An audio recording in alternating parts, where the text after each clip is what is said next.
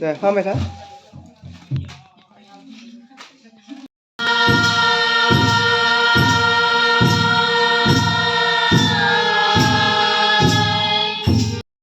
बिबार बिलाइ फिथाइ सामथाइ बुथुमनानै आलारि बाथि फोजोंनानै आखाइ खबथबनानै आन्थु खारेनानै खुलुमदों सिबिदों जोंनि गामिनि गासै न'खरावबो अन्थाइ बायदि गिलिर जानानै थाबाय थाथों होननानै गासै रायजो राजानि जानानै गिबियावनो आं रायसननाय जाबाय बे नुवाथारा फानं गसाइनि दिनै गोथार मंगलबार सानाव फुंबिलि समावनो बिथां परेशमा बरुवा नों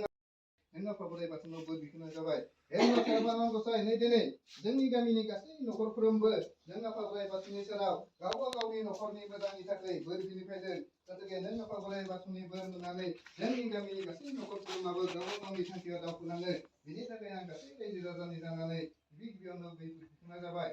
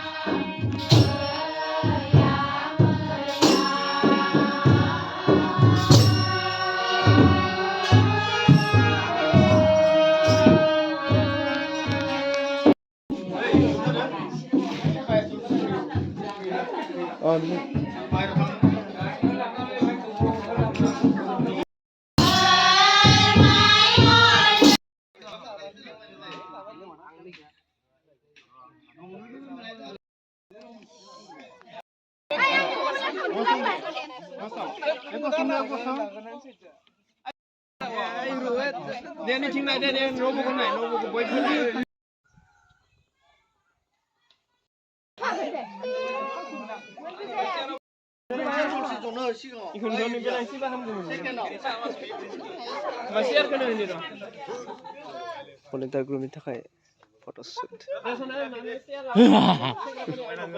मोनसे ब्लग बानायनो ओइ सियारा सिगां नङा सियारा एसेनि थाखायसोमोन सियारा सेकेन्ड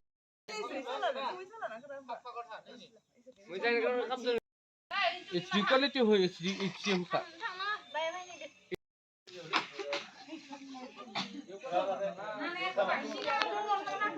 फट' सिजन फट' शुट खालामगासिनो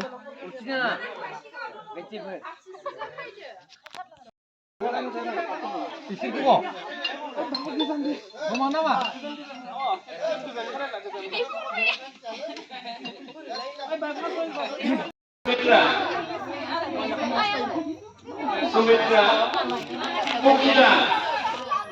Kokila,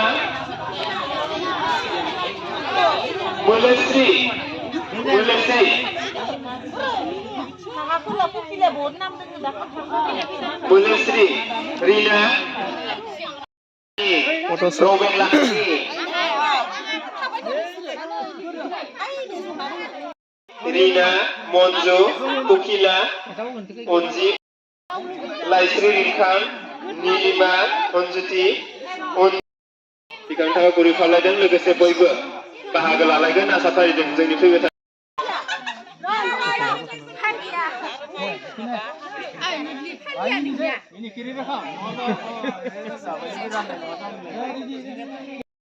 बुंमुरा आइथिंगाल हालल जाबाय थानाय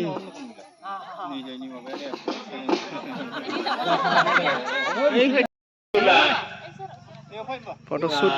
बाजै दानसोरां आदानि बाजै बिथांखौ फैनो थाखाय जों गुरै खावलायदों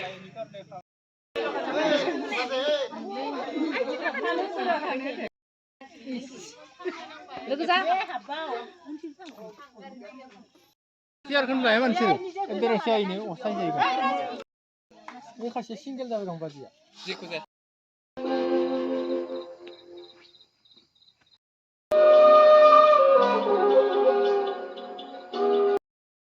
ओइ दिसनि गोनां हासावगौ नामा फाग्ला बायदि ओइ थांलै इयाव